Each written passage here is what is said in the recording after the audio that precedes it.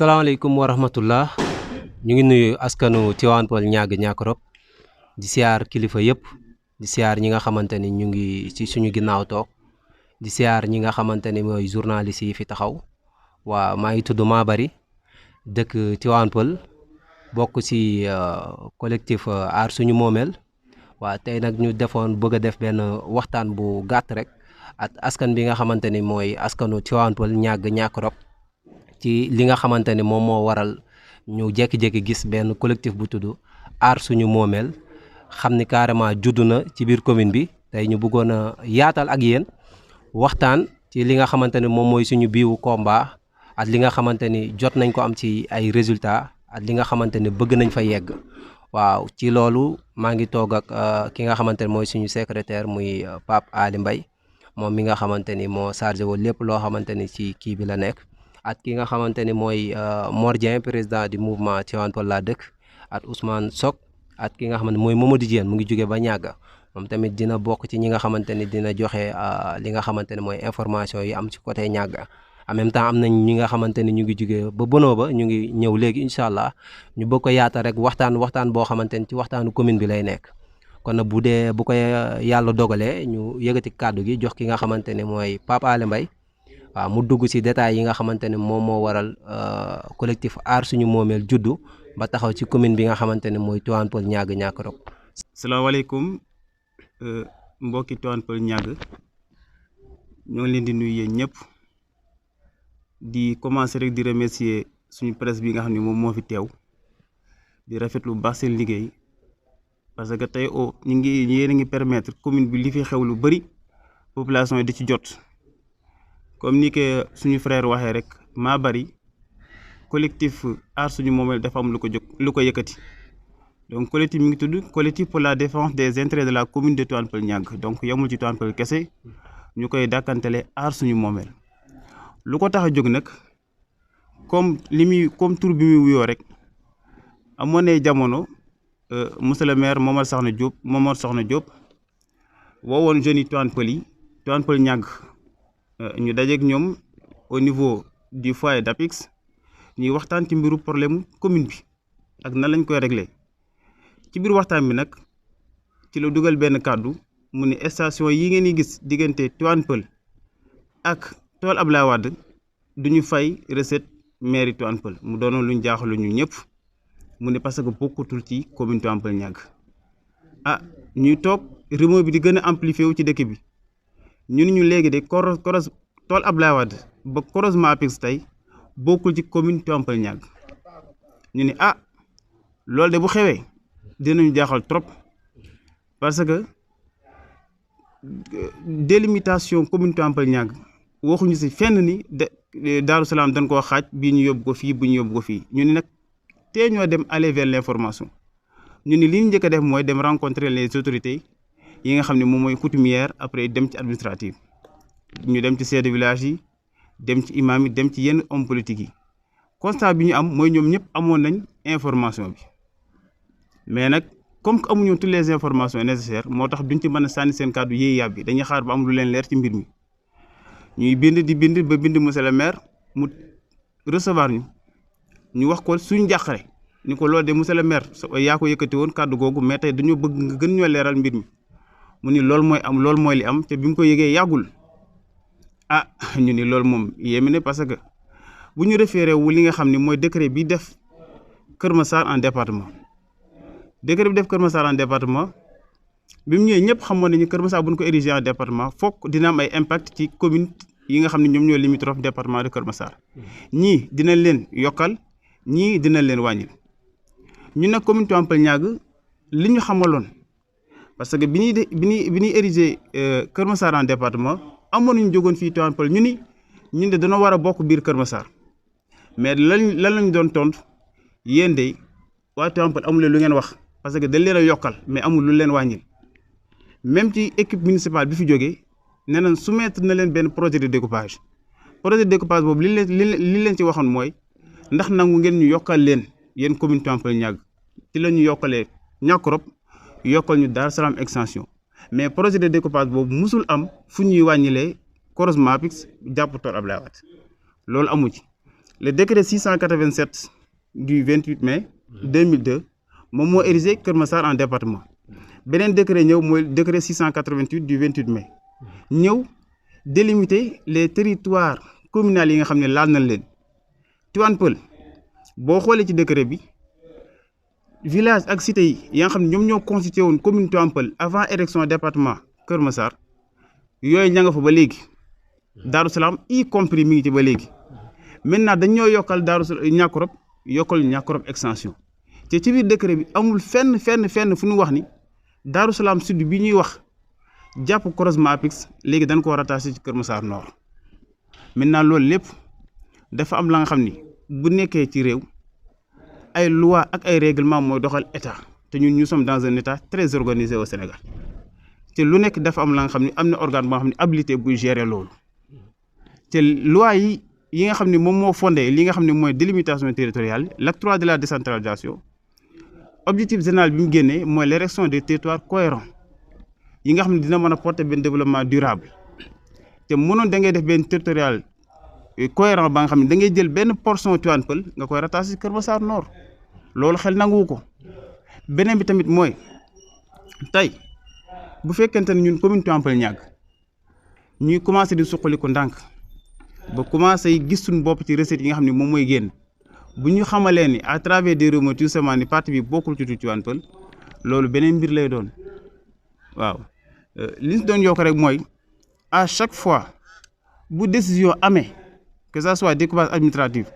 dafa am ce qu'on appelle des mesures d'accompagnement mesures yi si topp mooy tey xam nga ni Jaxaay yokk nañ ko département Kër Massar élection yi weesu waa Jaxaay bi ñu voté seen vote dañ ko comptabiliser ci département bu Kër Massar tey jii Darou Salam bi mu voté seen vote fan lañ ko comptabiliser du Tivaouane Peulh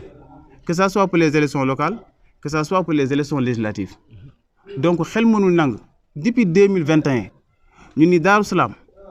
ci Kër Massar la benn partie Darou Salam ci Kër Massar la bokk ba pare ñuy seetaan loolu di am ba léegi ba pare leneen li ñu si jox comme argument xamal leen ni bis ni ki tey ba léegi li ñu jàpp mooy Darou Salam sud ba jàpp croisement Apix commune Tivaouane Peulh Niaga la bokk mooy tey jii tool Ablaye Wade fan la ñuy fayee frais de bornage ñu ngi koy fayee ci commune Tivaouane Peulh Niaga ci municipalité Niaga donc bu fekkee ne ay mbiru politique moo leen tax a jóg ci lii c'est bon teg ko ci suuf parce que délimitation bu ngeen gis dafa war a prendre compte surtout des aspects ce qu'on appelle des aspects sociaux munoo fekk benn cité ba xam ne ñi ngi dëkk ay at nga bëgg koo xaaj ci digg bi jël benn partie bi boole ko ci benn commune beneen partie bi nga boole ko ci beneen commune loolu xel mënu koo nangu beneen tamit ñun commune Tivaouane Peulh Niaga ñu soxla ay ressources nga war koo jël coupé ko di ko yóbbu ci beneen commune kooku xel mënu ko nangu donc looloo tax tey ñu woote suñu conférence de presse bi di alerter parce que dañuy alerter ba léegi ñu ngi ci démarche administrative di jéem a rencontrer les autorités pour xam les tenants et les aboutissants mais dañuy alerter bu fekkee ni des moyens politiques moom moo ne ci ginnaaw ñu teg loolu ci suuf bu fekkente ni décret bi dafa am beneen document bu ñëw bu wane ni parti boobu de ci Kër Massar Nord la bokk erreur la te bu dee erreur dañ ko war a rectifier. dañ naan combat boo nekk li am solo mooy nga dem di wute information yi nga xamante ni moom moo lay permettre li ngay wax nga xam ko parce que bëgg nañ ëllëg bu ñu fi jógee ñu xam ne li ñuy wax lépp lu ñu leer la tey li waral xeex bi mooy tey boo xoolee Kër Massar bi ñu jege ñun ñoo ko ëpp fuuf ñoo ko ëpp espace ëpp ko lépp tey boo xoolee mën naa ne ci gouvernement bi peut-être population bi wàcc foofu par ngoon jaaykat yi waa doomu Tivaouane Peulh doomu Niaga doomu Niakoulrab doomu Jaxaay maanaam mën naa ne loolu la gouvernement bi gis ba jàpp ne sax Kër Massar dafa yaatu mais Kër Massar ñoo ko ëpp fuuf tey li waral combat mooy dañu bëgg a téye li ñu moom parce que li tax ñu war ko téye mooy tey buñ ne Kër Massar dafa am côté boo xam ne daf ko laal ñu dem côté Niaga ñu ne Sangalkam dafa am côté boo xam ne daf ko laal ñu dem fi nga xamante ne mooy Lac Rose ñu ne am na côté boo xamante ne kat bu ñu sàgganee tuuti peut-être Bambilor dina ko laal mais bu boobaa day mel ni ñun dañuy doon ay gâteau quoi parce que tey li Kër Massar am mais ñun bëgg nañ fii ak 5 ans wala fii ak 10 ans mais ñu am ko parce que tey ministre bi nga xamante ne exemple tey moo yor wàllum découpage biñ naree njëkk a def découpage à 2011 pourtant da ko xeex même am bu ci amul ndam mais dafa continuer combat am ba yàlla def ko ministre bi nga xamante ne moom mooy daggaat mu ñëw jëlaat li nga xamante ne dañ ko wàññi woon ci moom kon jàpp naa ne combat bi du benn affaire boo xamante ne lu ndaw la te il est temps que ni ñu xam ni maanaam yoruñu loo xamante ne dañ koy caxat-caxatee wala yoruñu loo xamante ne fu neex waay nga nekk promoteur wala nga nekk borom alal nga ñëw rek dagg suñu pàcc yóbbu xam nga génn sa benn somme teg ko fii yaakaar naa ne loolu dafay war a jeex parce que tey ñëpp xam nañ ni ku xam Géejawaay xam ne ay jamono am na nu meloon ku xam Gunaas Médina Gunaas xam ne ay jamono am na nu meloon mais tey ci gëm seen commune moo waral tey boo fa jaaree day mel ni fii ndox sax mosu fi am tey boo xoolee ñun tey suñu commune yi ren kañ lañ daan am jafe-jafe ndox ay inondation daaw ñu ko am tey bu fekkee ne ñu ngi gën a xat dëkkuwaay yaa ngi gën a bëri tey ñi dëkk seegul ñoo ëpp sax ñi nga xamante ne dëkk nañ tey bu ñu demee ba commune bi commencé taa kon lan la ñu war a def ñun doomu commune bi dañoo war a taxaw ñu xool parce que dafa am loo xamante ne moment bi nga koy xeex parce que moment bi lay metti mais suba amaana peut-être ñun suñuy doom wala suñuy rakk ñoom ñoo ciy jëriñu mais pour man loolu mooy avantage bi mooy tey ñun bëgg nañ ñun ñu nekk département mais bu ñu nekkee département mais ñàgg day nekk commune ñàgg bu nekkee commune day am maire boppam su boobaa maire bi day liggéey Tivaouane Peulh kazalika Bono ba ay Kër Marème Menga Kër Bala mais yooyu yëpp dañuy am loolu mais loolu mooy l'importance bi nga xamante ni moom mooy combat bi te waaw asalaamaaleykum ñu ngi nuyu ñëpp di leen ziar bu wér a wér di leen jox seen wàccuwaay di leen ñaanal jàmm te di ko sàkku ci yéen di nuyu commune Tivaouane Peulh Niaga yëpp di leen ziar bu wér bala ma dugg ci li ñu war a wax parce que waxtaan wi dugg nañ ci pàcc bu am solo te jot naa ne liñ fi jot a leeral macha allah leer na ci ay nopp ci ku bëgg a dégg di dolliwaat ne rek di dolliwaat courage wax dëgg yàlla parce que lii ñu am nii wax dëgg yàlla yombul dem ba commune Tivaouane Peulh Niaga seeni jeunes ànd di xeexandoo lenn muy intérêt li nga xamante ne moo di commune bi. loolu nag bu amee man yaakaar naa ne képp koo xamante dëgg moo la tax a jóg képp koo xamante ne développement commune bi moo la tax a jóg war nga ci mën a kontaan di wax aussi ci beneen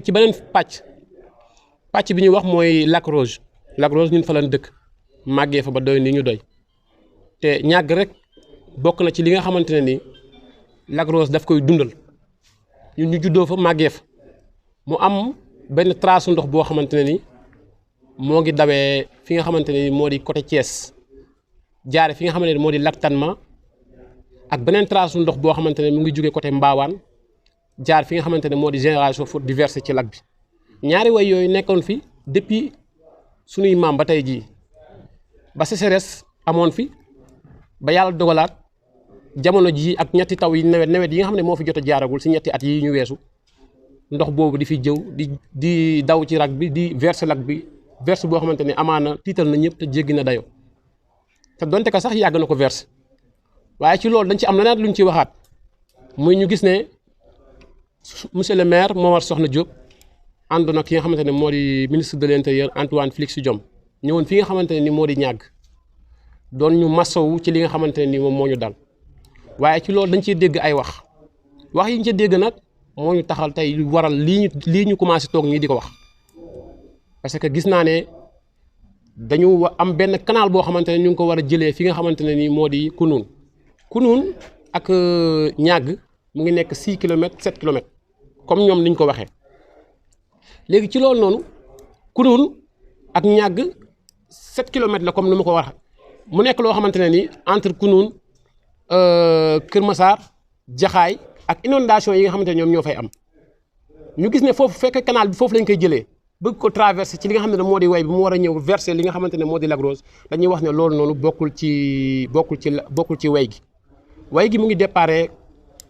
boo génnee Diamniadio jàpp Kees ñëw dugg fi nga xamante ne moo di Sangalkam versé fi nga xamante ne moo di Lac Rose jaar village des Tortilles ci loolu nag ñu ciy am lu ñuy leeral ci ki nga xamante ne moo di Antoine Félix Diome ak sunu maire monsieur le maire parce que yaakaar naa ne tamit aussi mënul xam lépp ñun nag ci li ñuy wax ni dañ koy dimbali rek parce que bëgg nañ bu fi nekkee ba bu mu fiy jógee mu nekkin fi nekkin bu rafet bëgg nañ ba bu fi jógee tamit aussi bëgg nañ mu nekk fi nekk boo xam ne ba lépp lu mu jox ñu ne ah lii kat Papis moo ko defar pour mu leer moo tax tey ñuy alerter bu ñu mënee gis ci suñu vidéo yi ñuy wax pour mu xam carrément ñun li ñuy wax lan la ak naka la parce que ministre bi nga xamante ne nii moom moo fi ñëw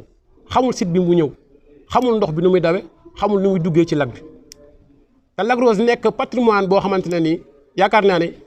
ñun jeunes yi nga xamante ne ñoo dëkk Niaga ña fay xëy di liggéey Lac Rose moo ëpp foofu ñuy xëy di génn Niaga te loolu ni muy versé ci lac bi yàgg na ko versé te amul benn impact bu mu indil Lac Rose léegi nag ñuy wax 6 kilomètres yooyu ñu ne dañuy koy génne pont ba ñu waxtaan nañ si ñoom ñu wax ne loolu noonu bu fekkee dañ ko yaakaar te moom la ñu bëgg décider pour def ko man ñu ngi leen di alerter rawatina commençant par man ñu ngi leen di alerter xamal na leen ne ndox boobu noonu war a jógee Kounoune jàpp li nga xamante ne ni moo di Jaxaay 1 ba 2 ba Kër Massar ni muy inondé bu fekkee dañ ko bëgg a boole ci way gi muy verser Lac Rose bi kon yaakaar naa ne exploitation du sel bi nga xamante ne moo war a am te Sénégal gépp bokk ko kon boobaa mën na indi jafe-jafe yoo xamante ne ni mën na jur leneen mën na jur saafara soo xamante ne ni dafay indi jàngoro ñuy wax ne pont bi fa mu war a jaar nañ ko fa jaarale tëj ko comme ni ko Momar Soxna Diop waxee ba benn danger du ci am muy mën a verser lac bi chaque année bu jot ndax loolu yoonu ndox dañuy wax ne moom mooy titre foncier te fépp fu mu mës a jaar ndox du bàyyi yoonam loolu nag ñu siy am jàngat bu wér xamal ne que ñun foofu la ñu juddoo te danger bi ci gën a amaat tamit aussi luñ ci gën a mën a taxaw ñu taxaw ci parce que cité bi nga xamante ne fa lay traverse mu ngi commencé def di déborder di dugg ci biir cité bi te yaakaar naa ne ñun ñi nga xam ne ñoo dëkk ñàgg ñun xam nañu way gi bu baax ak ni muy rombee ñun xam nañu way gi bu baax ni muy rombee te aussi yaakaar naa ne ñoom ñi nga xamante ne ñoom ñoo gën a sës li nga xamante ne moo di way gi amaana si ñoom la gën a doon danger kon ñun ñi nga xamante ne ñun yàgg nañ fi te xam nañ ko di nuyu ñëpp nag di leen ziar di wax ne aar sunu moomeel di commune bu commune Tivaouane Peulh Niaga lii nii nekk na loo xamante ne nii amaana ñu ngi koy def waaye xam nañu xam commencement bi rek waaye bu ñu xam fu muy toll ji si njëriñ te lii lañ doon séentu lii dafay wan ne mooy commune Tivaouane Peulh Niaga am na ay doom yu koy xeexal si li nga xamante ne moo di développement di nuyu ñëpp di leen ziar di leen jaajëfal bu baax asalaamaaleykum wa rahmatullah. ñu ngi may wax Ousmane Ba ñëpp gën ma xam ci Xaadim dëkk Bonno ba Kër Bala di rafetlu jotaay bi bu baax a baax a baax a baax waaw bëggoon a wax rek ci d'abord li nga xam ne moo ñu fi dajale ci li aar sa moomeel di dox mu doon collectif boo xamante ne nii wax dëgg yàlla lu am solo la ci gox bi parce que su ma mënee wax ne day dimbale suñu njiit yi fi nekk bon liñ ciy wax nag ñun au niveau di Bonno ba am nañ ay bon jaaxle yoo xamante ne nii mu ngi ñu commencé dal depuis il y a 2 ans muy wàllu pôle bi nga xamante ne nii wax dëgg yàlla ni mu ñëwee si ñun daf ñu yéem lool yéem tamit suñu kilifa yi nga xam ne ñoo fa nekk donc su ma ci mënee wax mooy 2 ba 3 fois ñu ngi fay ñëw dafa yebal ay nit ñoo xamante ne nii ñu ngi leen di wax xaw ma DGP yi ñu fay dugg ci duggin boo xamante ne nii yéem na population bi fa nekk parce que tamit dëkk bu fekkee am na gox bu am kilifa am chef de village am ay délégué de quartier am i tamit un maire boo xamante ne ni mu ngi ci commune bi donc bu fekkee ne dem na ba DGP yi war fa dugg war na jaar sax lu mu tuuti bu jaarul ci gouverneur jaarul ci sous-préfet na jaar ci maire avertir population bi fa nekk ñu xam dëgg-dëgg ne ñi fi ñëw kat état mu ngi leen yebal ci nii ak nii mais première fois bi ñu leen fay njëkk a arrêté si seen travaux yi ñuy def ñu ne xaw ma dañuy def ay état des lieux dañoo ñëw nañ ñoom Sénélec lañ dañuy natt ay poto courant la ñuy natt ñu dem ba xam ne loolu fen la maa ngi jégalu ci kàddu googu ñu arrêté leen nangu sax seen bagage yi nga xam ne moom lañ doon nattee ñu ne leen il fallait que seen kilifa yi ñëw bañ jot fa am jàppante ak ñoom ñu ñëwaat fa une 2e fois jaar ci maire monsieur le maire mais biñ fay ñëw ànduñoo ak moom ñu ñëwaat ñu ne dañoo soxla population bi waxtaan ak ñoom ñu def fa benn genre conférence de presse wala point de presse ñu wax leen ne carrément ñun dañoo xamul d'abord sax luy pôle bi parce que pôle tamit mënul ñëw ci village boo xamante ne nii décret pôle bi yàggut y a 6 ans bu fekkee mën na ko waaw d'accord bon mënul ñëw ci village bu tol noonu war a impacter tamit population bu tol noonu ba pare décret balaa muy génn fekk na village bi existé parce que tey suñ chef de village rek ñu ngi koy ñaanal yàlla na yàlla guddal fanam wéral cëram Maam Naar Ba mu ngi taxawee presque ci 117 ans kooku du dëkk bu ndaw tey coutumier bi Ngor am Wakaam am ko Yoff am ko moom la dëkk bi waroon am di Bonno ba Kër Bala nekk ci biir commune Tivaouane Peulh te mu commune bi war ko protéger nag parce que ressources yi ñuy wax naturel yi ci ëpp ci diwaan boobu lay nar a feeñ parce que bientôt ñu ngi wax ne gaz bi mu ngi feeñ foofu noonu gars yi ñëw nañ fa def nañ seen i état de lieu ba ñu ngi naan dañ fay jël 50 hectares 50 hectares yooyu dafa am ñu ko moomoon dafa am ñu ko occupé pôle bi tamit noonu la demee liñ fa wax ci suuf ak ay résidence yi ñu war a tabax ak li suuf ci pôle bi soxla ci diwaan boobu dafa am ñu ko occupé déjà dafa am ñu fa nekk déjà maanaam buñ fa naree exister buñ naree def loolu il faut que ñu jëlee fa ay nit bon jëlee fa nit koo xamante ne nag yaa ngi ko tere am këyit depuis presque il y a 6 ans wala 7 ans mënuñ fa am benn këyit bu jógee ci suñ commune ñun ci suñu maire dañ ko aaye dañ ko tere waaw loolu kenn mënut la wax nan la demee bu fekkee ne pôle bi daf ñu war a dimbale ñun li mu waroon njëkk a def mooy fexe bu ñu mënta tiitral suñu village bi entier mu jox ñu këyit yoo xam ne ëllëg bu pôle bi ñëwee buñ même bu fekkee dafa am ay nit ñu fay jëlee sax ñu xam ne ñii buñ leen fi jëlee yor nañ loo xam ne état dina mun a def ak ñoom indemnisation boo xam ne dina dal seen xel mais loolu yëpp amut ñu ñëw fa di ñu nattaloo ba ñuy nattaloo ay maison yoo xamante ne ni dañu naan bu fekkee zinc nga tabax bu fekkee da ngaa kuule dal ci yu demee noonu ñu koñe leen ci loolu ba tey moo tax problème mu fay am ak DGPI heure buñ fa gisee ku yore géomètre di natt rek ndaw ñi dañuy jóg dal sa kaw te loolu nag ñu waxuñ ko ci suñu waxu bopp mais dañ ko wax ci ndigalu kilifa yi parce que loolu la ñuy jooy ki nga xam ne tey moo fa nekkal chef de village muy Cheikh Ba yàgg na di ko jooy def nañ fa ay point de presse yu bëri yoo xam ne dañ koy indil ay këyit yoo xam ne pour mu signer ko sans sax këyit yi jaar si monsieur le maire vraiment loolu ñu ngi koy méttilu di wax nag président Macky Sall moom lañ bëgg mu dégg wax ji keneen nag na jàpp ne depuis bu mu faloo ba fi ñuy wax ak yow ni mosul perte élection ci suñu commune mosul perte élection ci suñu commune comme loolu am na nag vraiment na gëstu population bi nga xam ne moo yeewoo ci commune Tivaouane Peulh Niaga na leen gëstu bu baax a baax ñu ngi jàmbat fii ay découpage te loolu lu ñu métti ci la bokk parce que découpage yi bu fekkee am na Malika ñëw jël Kër Massar ñëw jël Sangalkam ñëw jël Mbambilor ñëw jël ñun ëllëg est-ce que ñun ñu ngi séntu pour màgg kon ñu ngi wax président Macky Sall na gëstu population bu nekk fii na xam ne nag ay doomu aadama yoo xam ne ñoo fi nekk xam nañ te yeewu nañ te tamit am na lu bëri loo xamante ne ni mën nañ ko mais par respect duñ ko def il faut que ñu jaar ci yoon boo xamante ne ni fa la nit ñëpp di jaar muy dialogue ak ñoom woote ci suuf waxtaan ak kilifa yi nga xam ne ñooñu war a dégg mu nga waral bés bii tey am bëgg nañu oote nit ñi waxtaan ñu xam ne dëgg-dëgg fii nii ay nit a fi nekk te nit ñi fi nekk wax dëgg yàlla seen bëgg-bëgg mooy dund ci jàmm comme Sénégal bi muy oote Sénégal émergent nag defe naa àndul ak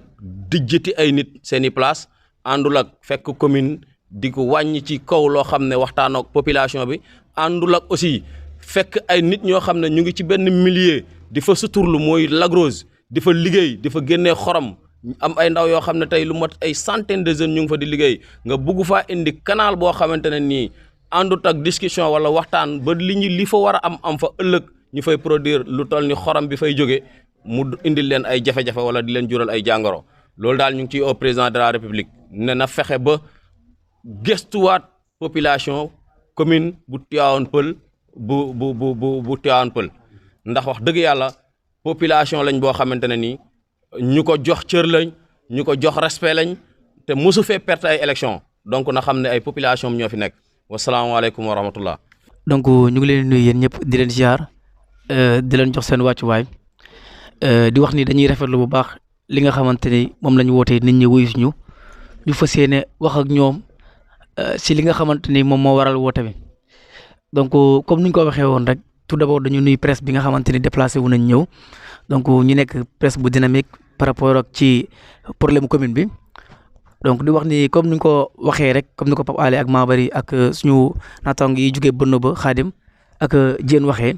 yaakaar naa ne wax nañ problème commune bi yëpp et que lépp li nga xamante ne nit dégg na ko fi lenn rek lay wane mooy commune Tivaouane Peulh Niaga va très mal même et que comme démb rek bañ fekkee réunion délégué de quartier la ñu wax mooy lii nga xamante ni moo xew ci dëkk bi muy découpage muy lépp li nga xamante ne muy xew ci dëkk bi autorités yi fi nekk su leen nee yëguñu ko dañuy wax lu leen neex mooy ñoom ñi fi nekk ñëpp y compris la maire yëg nañ lu xew parce que ba ñuy ñëw ki nga xamante ni moom moo wax loolu noonu du ma tudd turam pas diplomatie mais ba ñuy ñëw woo nañ maire ni ko dañuy ñëw pour def découpage amal koo yebal soo mënul ñëw maire am ku mu yebal kooku aussi du ma tudd turam parce que dafa am lu nga xam ne moom la ñuy préparé mënu ko demal kooku demul kon donc fekkee yow da laa yebal pour nga ñëw xool ñëwoo ku nga xam ne moom day natt mais day natt lu ko neex dem yoonam la preuve mooy ba ñuy njëkk a def commune Tivaouane Peulh Niaga commune dañ ko naroon rattaché Bambilor bañ laajee Aliou Sow lan moo tax nga bëgg a def loolu noonu mais dafa tontu ni ki nga xamante ni moom lañ jabal pour mu dem def études yooyu noonu daf ni il paraît que Tivaouane Peulh daal dëkk bu ndaw la ñu ne ko fii il paraît amu fi yéen déplacé wu ngeen dem xool kon yaakaar na ni loolu moo ñu dalaat ci même situation et que lenn rek lañ ciy wax mooy comme nu ko suñu naataango ngay waxee loolu moom amul sax lu ñuy négocier duñ ko nangu tey duñ ko nangu suba duñ ko nangu gannaaw suba parce que premièrement sànq Pape Alé mu ngi koy rappelé décret bi nga xamante ni moom moo def Kër Massar département mu nekk décret 2021 687 du 28 mai 2021 dafa préciser lu leer nañ ci par rapport ak situation découpage bi que ni commune Tivaouane Peulh Niaga kenn jëlalu ko dañ koo dooleel Niakorop ak Niakorop station et que loolu bañ koy wax sous préfet mi ngi fii nii jouru conseil municipal boobu noonu maa ngi woon ci salle bi ba ko sous préfet di wax maa ngi toog kon donc tey bu ñu ñëwaatee quelques jours ñu bëgg ñu wax li nga xamante ni c'est contraire ak li nga xamante ni moom la ñu waxoon mais mënuñu ko nangu et que deuxièmement mooy li nga xamante ni moom la Omar Gueye bind si li nga xamante ni mooy les quartiers et villages yu nekk ci commune Tivaouane Peulh Niaga dafa leer naññ et que Darou Salam dañ ko cité nommément que ni si commune Tivaouane Peulh Niaga la bokk kon donc keneen ku jógee fële naan Darou Salam ci commune Tivaouane Peulh Niaga ak ku la si mën a jàppale loolu ay waxu naxee mbaay la et que loolu moom mënuñu duggul suñu bopp te du dugg suñu bopp et que kon lu ñuy wax maire mooy am na lu ñu waxante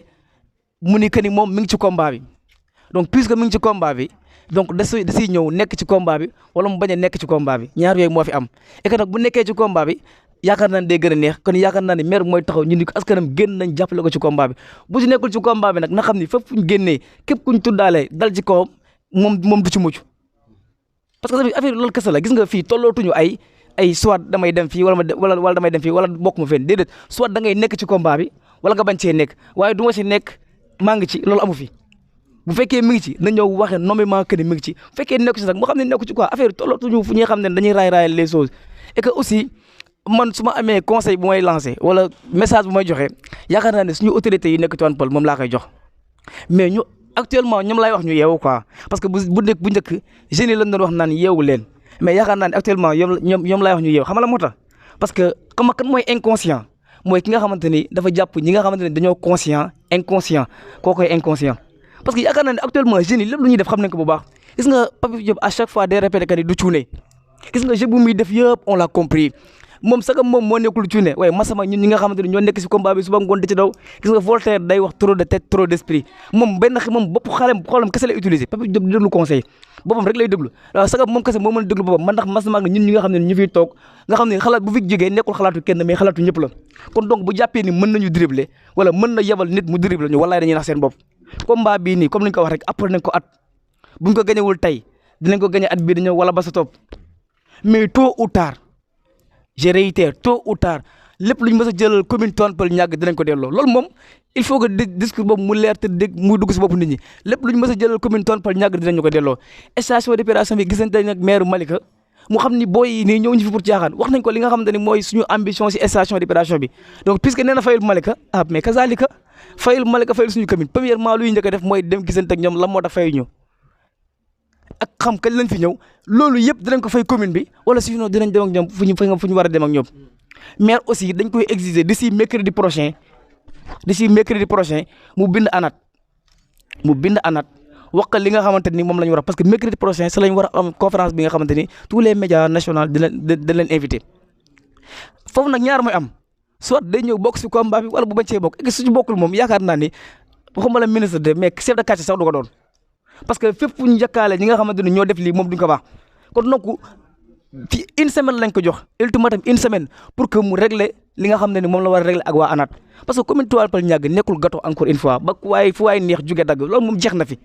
parce que comme ni ko gars yi waxee les jeunes taxaw nañ temm pour que lépp li nga xamante ne dañ ko doon def suñu autorités yi am complexe gis nga autorité Tivaouane Peulh Niaga complexe rek moo leen jàppe complexe kese gis nga dégg nga délégué de quartier lu ñu wax dafa leer paa bi bëgg naa tudd turam mais mënu ma ko tudd mais daf ni gis nga luy xew ci commune bi ñoom ñëpp ke amul kenn koo xamante ni yëgu ko la preuve mooy kuñ seet si mais da ngay wax ba wax loo xam si ñu xamuñu ko woon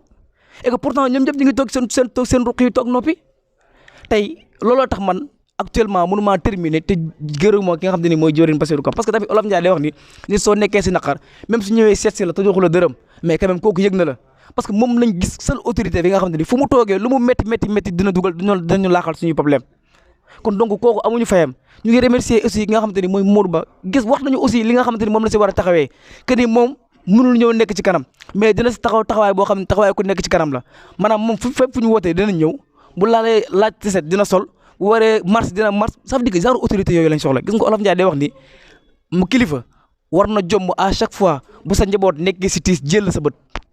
maanaam à chaque fois bu ñu amee soxla dañ naan kii jarul boo parce que mënuñu régler suñuy problème ça veut dire que tollootuñ fi nga xamante ni Papis Diop dañ naan ko lépp lu xew mu naan yëguma loolu moom jeex na fi et que aussi on a vu des gens yi nga xamante ni wax nañ que ni à chaque fois bëgg nañ am lu ñu def ci commune bi mais problème signature moo la ñuy am et que loolu aussi dañ koy wax que ni loolu dootu fi amati léegi ñaar mooy am soit dañuy ñëw indi li nga xamante ni moom lañ fiy maye ñu indi ko fi par force wala ñu jàpp ñun yëpp yóbbu et que combat bi pare nañ ci pour loolu noonu